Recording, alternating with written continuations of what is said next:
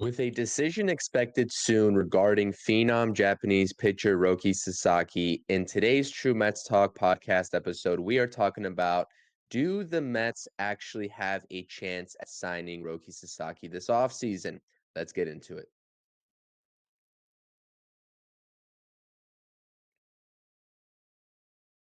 All right, what's up, Mets fans? Welcome back to the channel. Welcome back to the True Mets Talk podcast. It's your boy CP, and today we are talking about the Roki Sasaki saga and the upcoming decision that is expected on or around January 15th. Before we get fully into this episode, please do smash those thumbs up buttons on this video. Subscribe to the channel for more Mets offseason and in-season content as we head closer and closer to the 2025 regular season and opening day.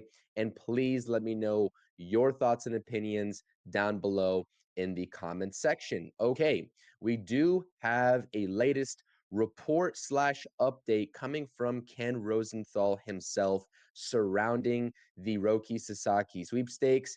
And he recently went on the Foul Territory podcast and gave this quote: the Dodgers, the Mets, the Yankees, the Padres, and the Rangers. Those are the obvious front runners right now from Ken Rosenthal as it pertains to Roki Sasaki. Now, this makes complete sense. There are about 20 known teams that had an actual official meeting with Roki Sasaki in Los Angeles. And of those 20 teams, there are a handful of teams that he is expected to be narrowing down as we speak and as this podcast episode hits YouTube for you all to view and listen to. And clearly, Ken Rosenthal is going out on a limb and stating that these are the top teams, these five teams that he thinks are actually in serious play for Roki Sasaki.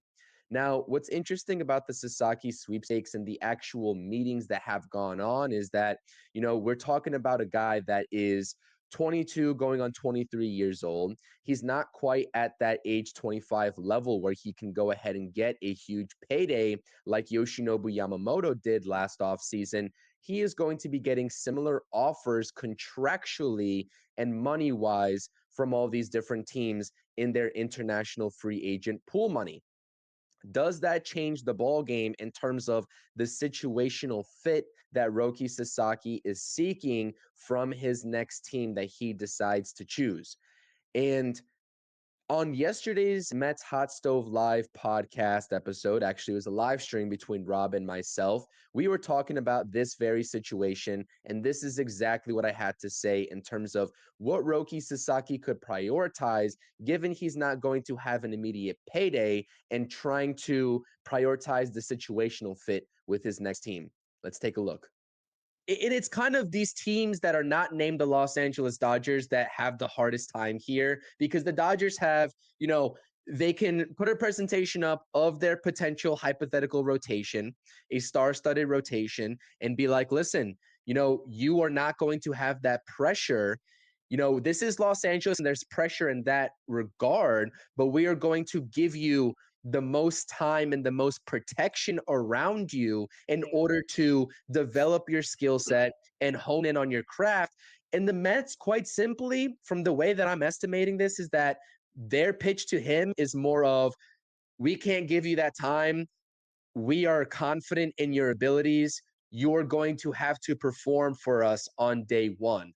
And you know what? That could be either a turn on for Sasaki to be like, dude, I want to be that guy in a big market, get some endorsement deals, even though I'm not getting that solidified payday, and just be that guy right away. Or maybe he's just turned off by that. And it's just like, listen, that's too much right now. I want to go to the West Coast. I want to have guys around me that I can learn from and develop. And you know what? I wouldn't blame him. I would not blame him if he chooses that route, to be honest with you. I wouldn't. Because again, for me, if I was in those shoes, these players are they want to win, right? And they want to have a legacy, but they want to get their money too at the end of the day. And you are jeopardizing money if you are going to go into a situation where you have to be that guy right away, unless he is completely sold on himself and the ease of that transition, because there is some difficulties in just the overall environment. Obviously, being in a new league against a different skill set of players in that are stepping into that batter's box. But I don't know, man. I think that if he is looking forward to that payday, it's going to be a hard sell for the New York Mets to actually land Sasaki, given how young he is and given that this is just IFA money at the end of the day. Um, the Dodgers are clearly the favorites here. I mean, they're clearly the favorites. Yeah, Have the Dodgers as the favorites in these Sasaki sweepstakes, and I do think he's going to be a Los Angeles Dodger. I wouldn't quite put the Mets' chances of landing Sasaki at zero, although I do realize that there is clearly an uphill battle for the rest of the playing field outside of the Dodgers, including the New York Mets in their pitch to Sasaki. There are and there is a certain report that has come out, and this isn't a recent report. This is a very well-known fact of all the meetings that Sasaki has had with these teams, that he has given all of these teams a homework assignment. And this homework assignment was the same question for all teams that have been involved in the Sasaki meetings, is that how will they communicate information with Sasaki if he chooses to sign with their respective team? Meaning, he is actually thinking about what the efficiency level of communication would be in his transition from the NPB over to the MLB, and what are the teams going to put around him, not only roster construction wise and the rest of the rotation and the overall team in general and trying to compete for immediate World Series, but also all the rest of the personnel, all the rest of the staff, the pitching coaches. We've heard his agent, Joel Wolf, go on record and speak very highly of Jeremy Hefner. Can the Mets ace this homework question more so than the Dodgers can and use, potentially, as crazy as it sounds, Jeremy Hefner to their advantage in this pitch to Roki Sasaki, and what Jeremy Hefner has been able to do with various other pitchers in recent history for the New York Mets? We take a look at various pitchers that have had career years recently in a Mets uniform and now have gone on to get major paydays themselves, just like Sasaki is going to be chasing after. Most recently and most notably, it was Luis Severino going to the A's, and now Sean Manaea on a $75 million deal with the New York Mets and re-signing to come back to Queens.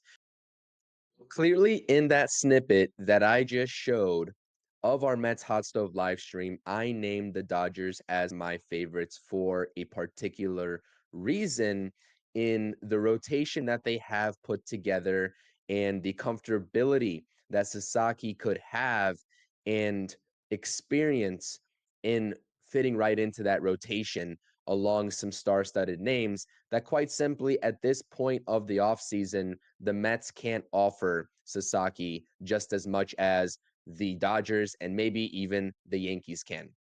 And that's what we see here with the projected rotations in 2025 from both teams. Now, clearly, the Padres also have a little bit of an advantage.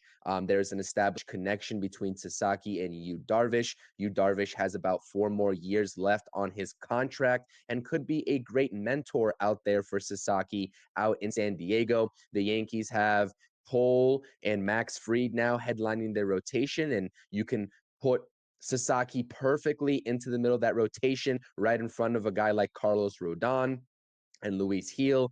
And, the Dodgers have these names on your screen: Blake Snell, that they acquired this offseason, Tyler Glasnow, presumably healthy and coming back into the rotation, Yamamoto.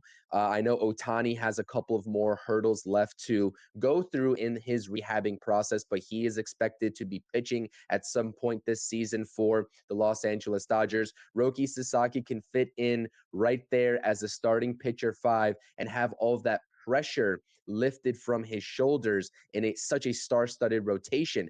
And that is a vastly different experience and a vastly different situation than he would experience in Queens. If Sasaki were to choose New York, it would make all Mets fans feel great because he would be basically stating that he wants to be that guy in a big market in New York.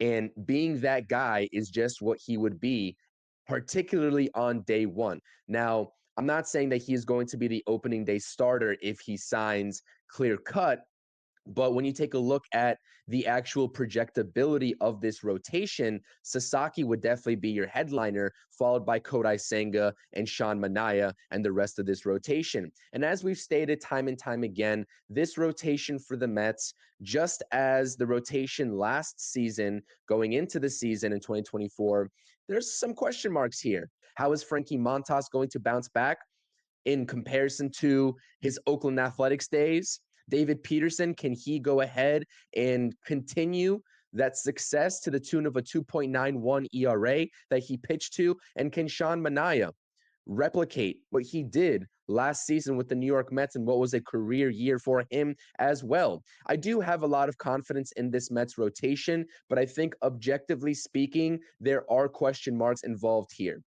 Is that going to deter Sasaki in his pursuit of finding his next team? We should know soon, Mets fans, within the next probably 11 to 12 days, we'll have a Sasaki decision. And at that point, once he signs and once the Sasaki domino falls in this offseason, we should get a very good picture of where the Mets stand in terms of adding more talent to this Mets rotation or standing pat and going into the 2025 season as is with what you see on your screen. So let me know in the comment section, Mets fans, what do you think? Do the Mets have a real chance at signing Sasaki? And if he doesn't come to Queens, where's he going? Let me know. Hit those thumbs up buttons on this video and subscribe to the channel. Until the next True Mets Talk podcast episode or live stream on this channel, it's your boy CP. Let's go Mets. Baseball is almost here. Peace.